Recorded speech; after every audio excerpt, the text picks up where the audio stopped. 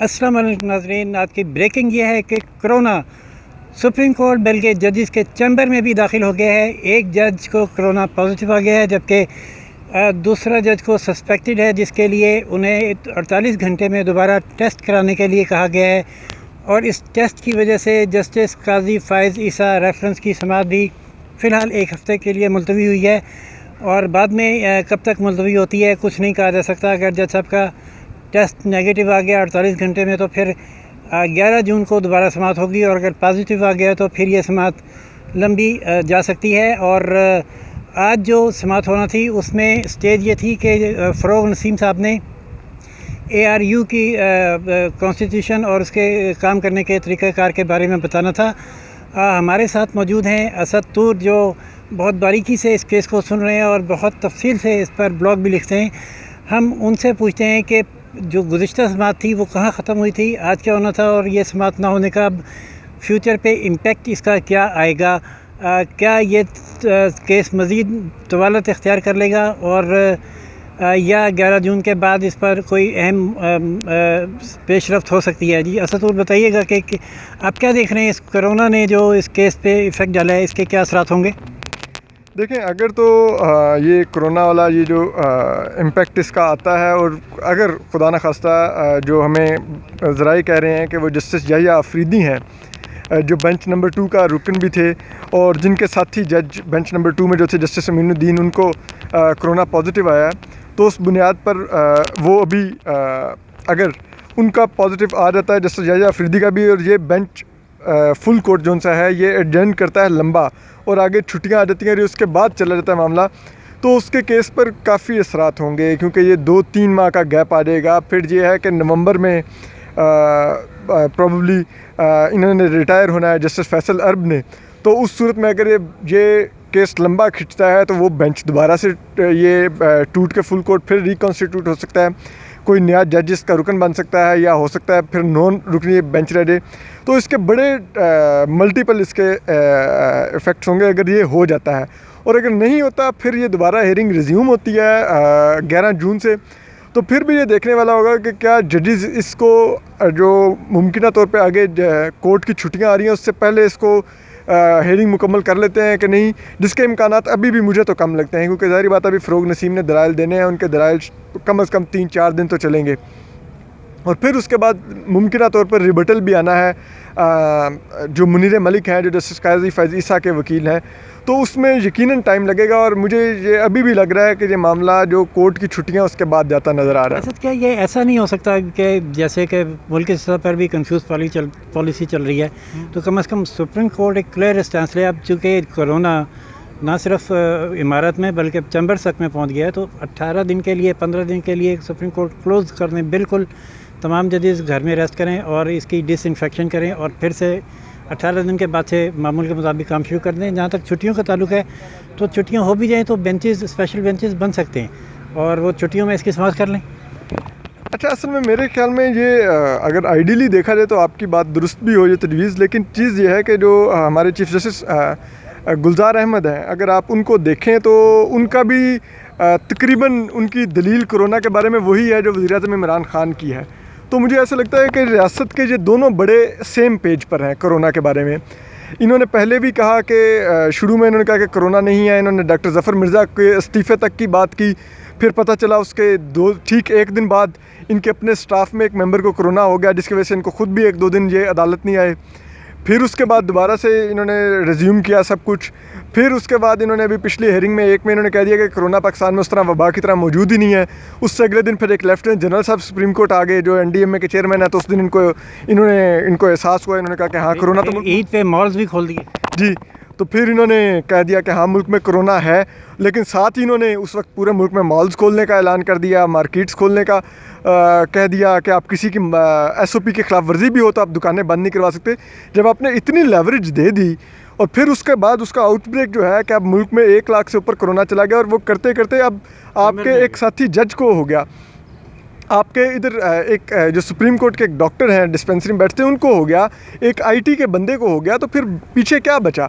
लेकिन आप अभी भी अगर आप समझते हैं कि कोर्ट को प्रॉपर फंक्शनिंग करनी चाहिए, ये आपका डिसीजन है, इंतज़ामी फ़ैसला है, अगर आप करना चाहते हैं करें, लेकिन चीज़ ये है कि मुझे लगता है कि मोरलेस इमरान खान और चीफ जस्टिस गुलजार कोरोना को लेके एक जैसी सोच ही रखते हैं। क्यों आपको क्या लगता है क्यों ये दोनों हजरात कोरोना के बारे में इतना रिलेक्टेंट हैं और ना लॉकडाउन की तरफ जाना चाहते हैं ना इसको बंद करना चाहते हैं, हालांकि सिर्फ 15-18 दिन की बात है और कम से कम वो जो स्मार्ट लॉकडाउन था उसका तो असूल ये है कि जहाँ कोरोना डिटेक्ट हो जाए उसको तो बंद करना ही करना है।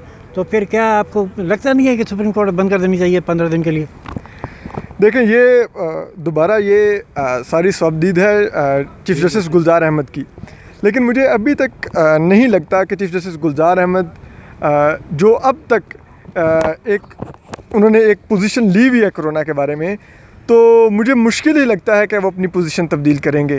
मतलब खुदा न खास्ता, अगर मैं नहीं कहना चाहता ये बात, लेकिन खुदा न खास्ता जब तक शायद उन तक ना पहुँचे वो शायद इसको नहीं महसूस कर पाएंगे। वो तो अब चीफ जस्टिस साहब की ही सवाबदीद और ऑर्डर है। हम ये थोड़ा सा नाज़रीन को बताएं, याद कराएं कि जो काजी केस है वो कहाँ तक पहुँच गया था और अब नेक्स्ट स्टेज क्या है इसकी। देखिए, चीफ जस्टिस जो चीफ जस्टिस कह रहा हूँ, जो जस्टिस कादी फाजी ईसा का केस है वो अब बड़े ही दिलचस्प मरहले में दाखिल हो गया है, क्योंकि जो लास्ट हेयरिंग थी उसने एक दफ़ा ऐसा लगा कि उसमें तो जजेस ने इस किस्म के रिमार्क्स दिए कि ये तो रेफरेंस बनता ही नहीं था। तो जजेस ने इतनी क्लियर ऑब्जर्वेशंस उसके अंदर दी, उन्होंने यहाँ तक बैरिस्टर फ़रोग नसीम को ग्रिल किया। उन्होंने कहा बताएं वो ब्राइट माइंड कौन था, वो ब्राइट आइडिया किसका था कि ये रेफरेंस बनाना एक टेक्स्ट के एक मसले को।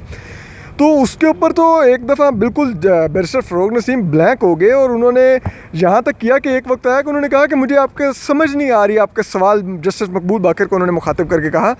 फिर यहाँ तक हुआ कि जब फिर उनको दोबारा से पूरा क्वेश्चन दोहराया, फिर जस्टिस सजाद अली शाह ने सवाल किया, तो वो इतने स्पीचलेस थे कि उन्होंने कहा कि मैं तो ARU पे बात कर रहा था, आप किसी और तरफ चले गए हैं, तो मैं अभी उस पर बात, अभी मेरे दलाइल नहीं थे मेरे पास। तो मतलब वो उनको भी ये वो स्टेज थी जब कोर्ट ने बड़े वाज़े तौर पे अपने तौर पर एक तरह से जस्टिस काजी फ़ायद ईसा का मनी ट्रेल दे भी दिया है।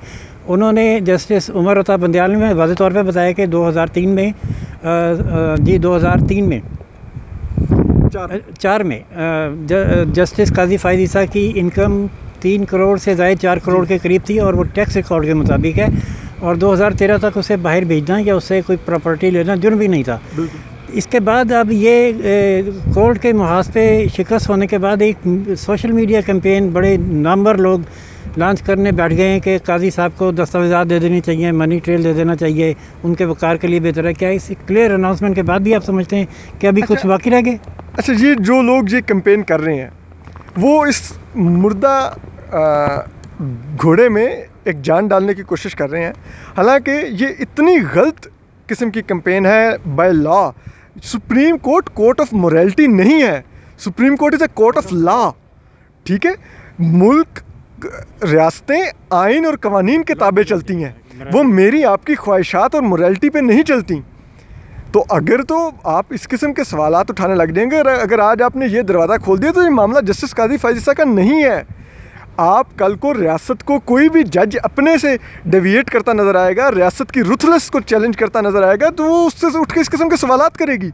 तो ये तो आप इतनी गलत प्रेसिडेंट सेट करने की आप जिसे कहते हैं वकालत कर रहे हैं। मैं हैरान हूँ कि ये लोग जो बड़े बड़े नामवर एंकर बनते हैं, ये एक सहाफ़ी का काम ही नहीं इस किस्म की कैंपेन करना। सहाफ़ी तो चीज़ को परखता ही आइन और कानून पे है, तो उसको पता चलता है कि ये मुल्क में गलत हो रहा है, सही हो रहा है, वो उसको रिपोर्ट करता है। अगर मेरे ख्याल में तो इस सोशल मीडिया की इस कैंपेन का सुप्रीम कोर्ट को नोटिस भी लेना चाहिए कि during the hearing of the case इस किस्म के और कोई आम माजा गामा किस्म की चीज़ इस किस्म की ट्वीटें करे तो ठीक है, इतने नामवर और रिलायबल जर्नलिस्ट जो हैं वो ऐसी ट्वीट्स करें और कोर्ट को बाईपास करके ये मुतालबा करें कि नहीं आप अपना मनी ट्रेल दें, जबकि वाज़े तौर पर अदालत बयान कर चुकी है कि मनी ट्रेल क्या है। बिल्कुल, अगर आप जो कैंपेन कर रहे हैं, आप इस एक मैटर जो अदालत में चल रहा है आप उस पर असरअंदाज होने की कोशिश कर रहे हैं, आप जजेस को मिलाइन करने की कोशिश कर रहे हैं इस किस्म की बातें करके, और आप लिख रहे हैं इन लफ्ज़ों से कि मेरी दिली ख्वाहिश है। भाई आपकी दिली ख्वाहिश कहना है, हु आर यू? ठीक है कि आप खिलाफ आइन बात कर रहे हैं और वो आपकी दिली ख्वाहिश खिलाफ आइन हो तो आप उसको बैठ के बयान करने लग जाएंगे, आप उसका मुतालबा करने लग जाएंगे। मेरी दिली ख्वाहिश हो सकता है कि मैं आपके भी एसेट्स जानूँ। आपने इतने एसेट्स कहाँ से बनाए? आपने मलिक रियाज के साथ आपके क्या ताल्लुकात हैं? ठीक है, आप कितनी तनख्वाह लेते हैं, आप कितना टैक्स देते हैं, आप वो करीम डेडी के जाके दफ्तर में बैठ के क्या मामलात करते हैं, आपके स्टॉक एक्सचेंज में क्या मामलात हैं, आपकी क्या प्रॉपर्टीज़ हैं, मेरी भी ख्वाहिश होगी कि मैं जानूँ। और आपके बारे में, इनके बारे में तो कहा जाता है कि इन्होंने जिनके ब्याह पे ये बोल रहे हैं उनके लिए काम ही 1500 रुपये से किया था। आपकी बात बिल्कुल ठीक है, ख्वाहिशात पर फैसले नहीं होते हैं, कोर्ट ऑफ लॉ है। उसके बावजूद कोर्ट ये ज़बानी तो अनाउंस कर चुकी है कि सोर्स ऑफ इनकम क्या था, इनकम का रेशो क्या था और किस वक्त तक ये जुर्म था और किस वक्त तक जुर्म नहीं था। लेकिन अब कोरोना की नज़र हो गया ये केस आज, और मुझे लगता है ये भी एक ब्लेसिंग है गवर्नमेंट के लिए कि उनको मज़ीद टाइम मिल गया, वरना अगर ये केस फौरी तौर पर उनके ख़िलाफ़ चला जाए तो वो भी एक बड़ी सुबकी हो सकती है। देखते हैं कि अब अगली 11 जून को समाअत हो पाती है या नहीं, और ये कब तक के लिए इसमें हुकूमत के लिए ये कोरोना ब्लेसिंग साबित होता है। इसी के साथ इजाज़त दीजिए। राशिद हबीब और असद तूर को रोशन पाकिस्तान न्यूज़ से लाइक, सब्सक्राइब और शेयर करना ना भूलिए। बेल का आइकन दबाएंगे तो 11 जून को होने वाली डेवलपमेंट भी फौरी तौर पर आपको पहुंच जाएगी। इसी के साथ इजाज़त दीजिए। अल्लाह हाफ़िज़।